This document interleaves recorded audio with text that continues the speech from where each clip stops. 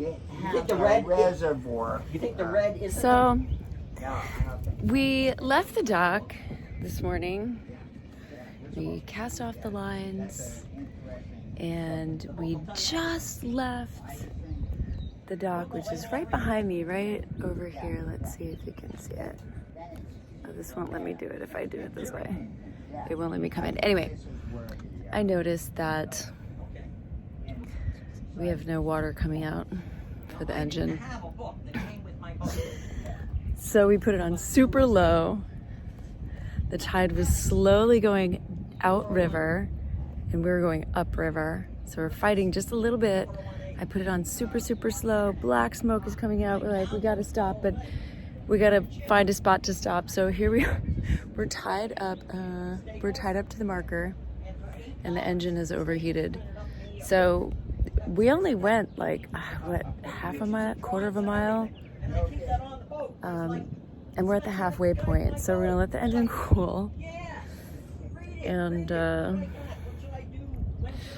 I guess try to go the rest of the way up the river. There's the, I don't know if you can see that. There's the river where we're going. But right now we have everything pulled apart. Right now this boat is a mess. A mess. And here's what's going on down below. There are the boys. Is a Yanmar book in here? Well, I'll find out. Yanmar has its own menu right there. Manual, yep. So here is the situation. That's for an oil Cooling tank. the old girl. So this baby came from Annapolis, huh? Yeah. Okay. We got the fans running. We got all the panels open. Transmission model. All four. It opens up from all four sides. Yes. So that's Yeah. nice. We got Yeah. all the four sides open. Yeah. And we're just letting her cool down. Yeah. All right, we've been here for, I'd say, 30 minutes. It's almost 9 o'clock. We went to turn on the depth, which was working, and now it's not working, so there's that. And then when we went to pull up to this marker, we were just going so slow that we didn't have steerage, and we ran into, and we just kind of slid the panels right up against the marker. That was exciting. And all this little stuff fell from the marker. We sat here tied to marker 49 for about an hour and a half. We finally started the engine and headed back up for the last quarter mile. It turned out to be just a quarter mile. I thought it was much farther, which is a good thing because as I literally turned to go into this, I guess, slip, I don't know what you call this, the engine alarm started blaring. And I didn't know I had an engine alarm, but there you go. It was just like, we wouldn't have made it much farther. So we turned off the engine right away, and the guys at the yard just grabbed hold and took over. We quickly realized that we didn't have strap markers on the boat, and so it took a little extra time because we had to go in the office and look up the boat and print it out and make sure they were putting the lift straps in the proper spot. Otherwise, especially with this boat, the way it has a swept back keel, which you'll see in a minute, and the shaft is almost in line with the back of the keel. So she needs to actually be lifted on the keel itself, otherwise risk busting the shaft, which obviously we don't want to do. Seeing the bottom out of water was super cool, and we quickly realized that it was teeming with life. Barnacles, and even just around them were all these little squirming creatures. The whole bottom was alive. Pretty cool. It's at a Davy Jones locker. It makes me wonder what my diver was doing down there.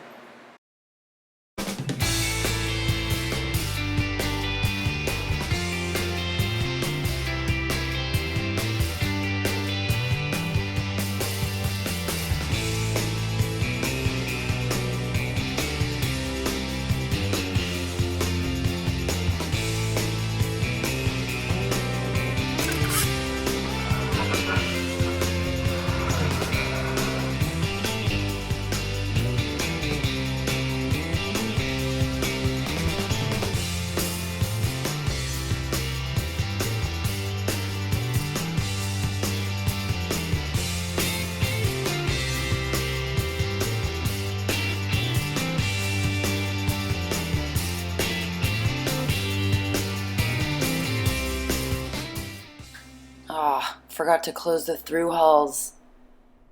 This is a mess. Removing David situation. You guys don't mind if I film you, do you? No. We gonna be famous? Yeah. Yeah.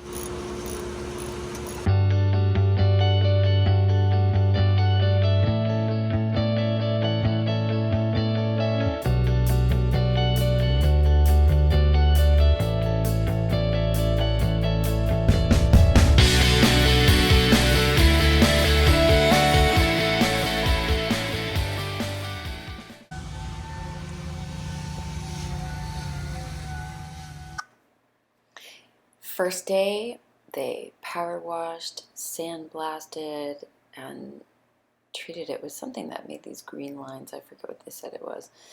And now he's putting on some sealer on the iron, and they're taping it off, getting ready to paint, and they're going to re-glass these holes. Day 2 of haul out. This place is ripped apart.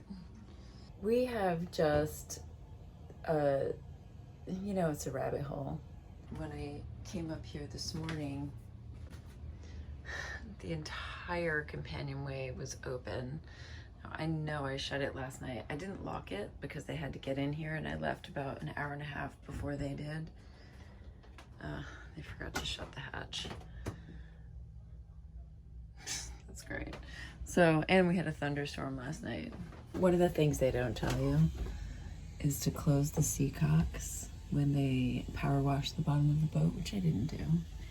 Before you power wash the hull, you want to close the seacocks. Yes, please. This is a mess. I cleaned half of it yesterday, but you can see the disastrous mess that made. Whatever was stuck in that pipe in the sink drain, well, now it's on the ceiling. There's a lot of little barnacles, little tiny barnacles now are splattered all over the place, so I gotta clean. I definitely gotta clean. It looks like they're taping today and also putting something to seal the rust that's on the keel, because the keel is iron, so he's putting some stuff on there to seal that. I don't know. He said pull out the rust, but I don't know if you can do that. I don't know, do you pull it out or do you seal it in? Either way, he's putting some stuff on there right now. It's fast moving. I learned to stand back from both the sandblasting and the power washing as small barnacles were flying everywhere. I got hit in the face a couple times and I was like, oh wow, okay, I'm gonna stand back. But look how beautiful it looks. This is my screensaver now. I added some extra 5200 around here because it was all peeling off. Then I got to work patching the vinyl striping, finishing up my varnish, and Poppy started investigating the tank. There's anywhere from 4 to 8 little... Let's see if I can see from here. Oh, that's annoying having a video in your face. That's all right. Right there, that means that thing's already failing and you're not pushing water like you should be. So that could have been a big... That could have been a big factor of you stopping for it to stop pumping water completely. And in there it causes suction. That's what draws the water and then it pushes it through the motor and whatnot. Right. And now they're meant to fail over so long just because it's a pump and it's a water pump. That just it extends the actual pump life by, I mean, drastically. Dramatically! Yeah. Oh my god, yes. Now you're speaking my language. All right, cool. Wow. Yeah, I know nothing about engines. I just started working on diesels and little gas motors probably about 2.5 years ago. I always did charter fishing. Cool little stint doing that. So I'm learning a little bit about the engine today. Our impeller is going bad. It's dark. Here's the new one. I'm gonna install that now. The raw water strainer, which is here, which is out to get cleaned. Learning about my Yanmar. It's original to the boat, so we ended up with antique status, which is kind of cool. While the guys were working on the engine, I decided to run down and start buffing the hull. I never buffed before. I was pretty struggling, so I asked for some help. The first thing I got was scaffolding, and then a little buffer tutorial. Oh yeah! You know, that's not in the manual. No, of course not. Things were looking much better once I had the scaffolding, I had compound in a bucket, and I knew how to use my tool. But still, it just wasn't looking beautiful. TJ, the guy who does all the buffing, was watching and just noticing my struggle and decided to lend me his buffing tool, which changed everything dramatically. This is Jeff. We're doing a little doohickey mabob here. Oh yeah. Oh yeah! Alright, so I've got these all the same length. Oh, nice. So this little beauty just busted up here. Did you do these too? Yep.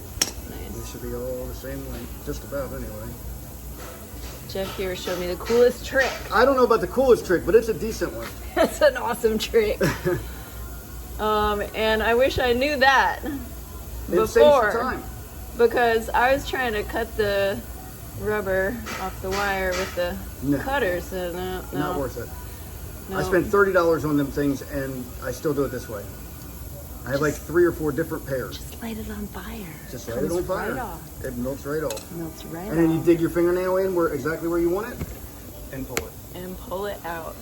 Oh, these are the shrink wrap on the end? Yeah. Oh, they are the good ones.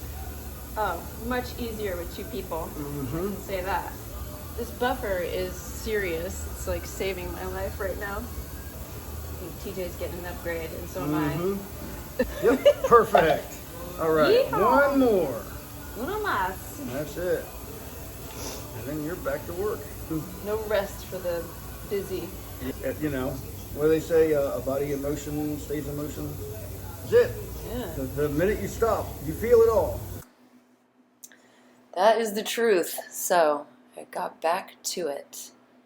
Buffing, buffing, buffing. You can see it's much, much better. And with the scaffolding, it's a game changer. It's awesome. It just started pouring.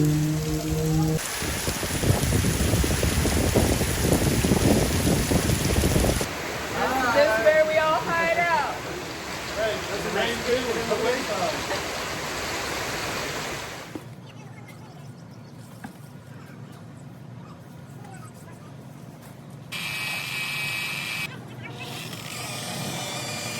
From side A to side B, I've definitely gotten a lot better.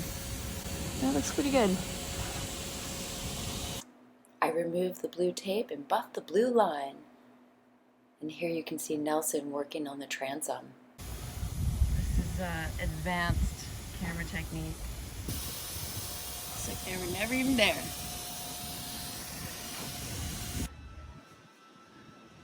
Papa? Walking through the kitty litter to get this shot.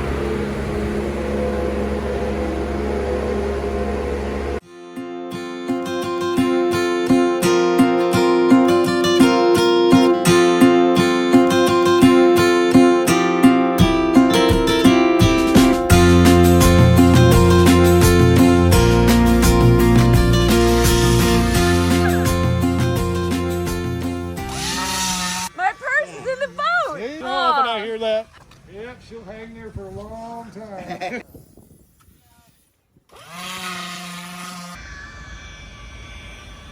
Wow. Yeah.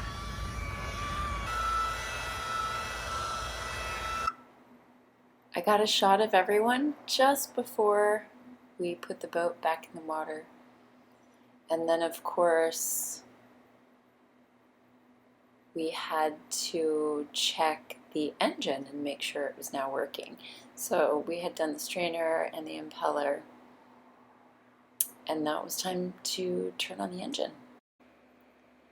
I saw the dolphins as a good sign, but the elbow is clogged, and there's no water coming out. Is it clogged? Well, look how dry that is. That's dry. That's Yeah. completely dry. Yeah. You're getting nothing through there. That's all water up there. Yeah. Yeah. So we're gonna go Nothing try to going clean this thing out as best we can. So there's no water getting to there? Yeah, that's Through there. Oh, through there. There's water on the other side, though, right? Yeah. Okay. Well, this is actually easy. This is not so bad. Anything more intricate gets to be a pain in the butt. That's the part the water comes through? This comes out. This is where your exhaust goes into your muffler, goes up to an vented loop, and then Right. this hose goes out your boat. Okay.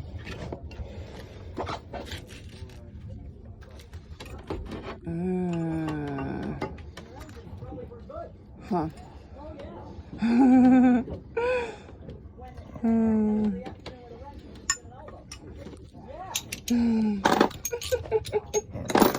Lee makes me laugh. I can hear him from here. Oh yeah.